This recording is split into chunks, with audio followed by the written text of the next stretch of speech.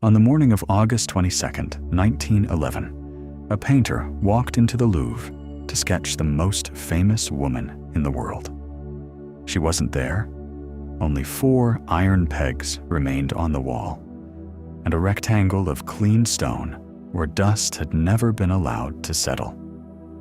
Somewhere in Paris, a small wooden panel worth nothing in materials. A few francs of poplar wood and pigment had just become the most wanted object on Earth. The painter, Louis Béraud, assumed museum photographers had removed the Mona Lisa for their studio, as sometimes happened. He waited. Hours passed. When he finally asked, no one knew where the painting was. That was the moment the Louvre realized it wasn't missing a painting for an afternoon. It had lost it entirely. The Louvre closed its doors for an entire week. The first time since 1848. Every guard, every attendant, every visitor from the previous days became a suspect. France's most celebrated museum, home to nearly 500,000 objects, had failed to notice a masterpiece walking out its front door. The case went to Alphonse Bertillon, the father of modern forensic identification, the man who pioneered using fingerprints and measurements to catch criminals. His team found the frame and the protective glass case abandoned on a service staircase, just steps from an exit. A single fingerprint was lifted from the glass. But Bertillon's own fingerprint database only cataloged right thumbs. The print recovered was a left thumb. It matched no one on file.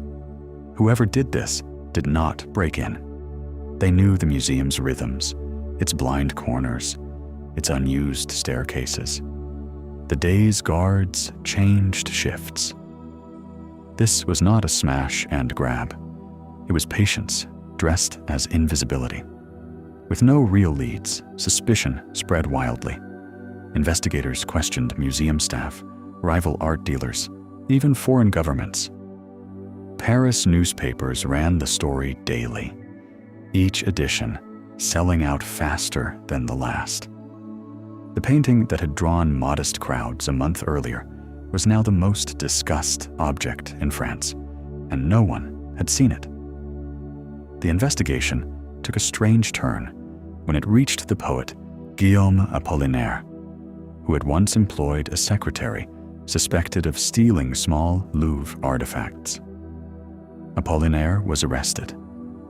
Under questioning, he implicated his friend, the young painter Pablo Picasso, who was brought in as well.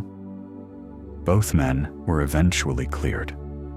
Neither had any connection to the theft. But for a few tense days, 2 of the era's most important artists sat under suspicion for a crime neither had committed. The Louvre, unable to solve the case, left the empty wall space visible.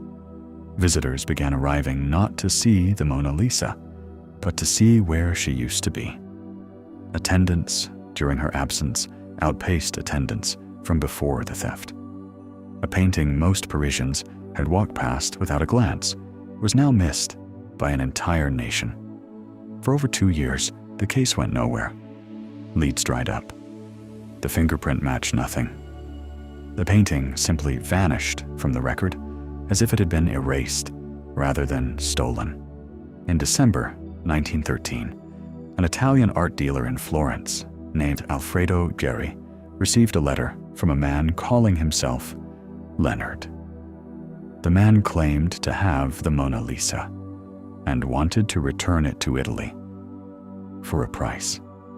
The man was Vincenzo Peruggia, a former Louvre employee who had once worked installing protective glass over the museum's paintings, including this one. Peruggia claimed the painting had been looted from Italy by Napoleon, and that he was simply bringing Leonardo da Vinci's work home.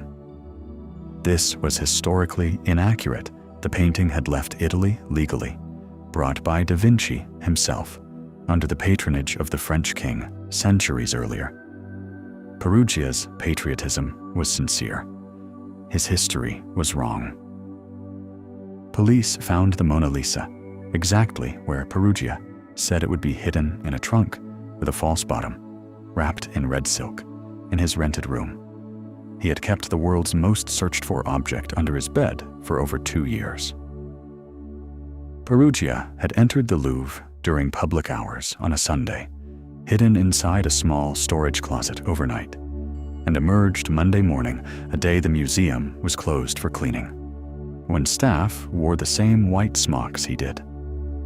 He simply lifted the painting off the wall, carried it to a service stairwell, removed the frame and glass, hid the panel under his smock, and walked out the front door.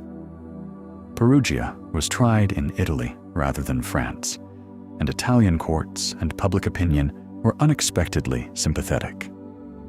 He was sentenced to just over a year in prison, later reduced. To much of Italy, he wasn't a thief. He was a man who had tried, however mistakenly, to bring something home. The Mona Lisa was returned to the Louvre in early 1914, first exhibited briefly across Italy to overwhelming crowds. When she returned to Paris, the lines to see her stretched around the museum. The painting that had once been just one work among thousands was now unmistakably singular.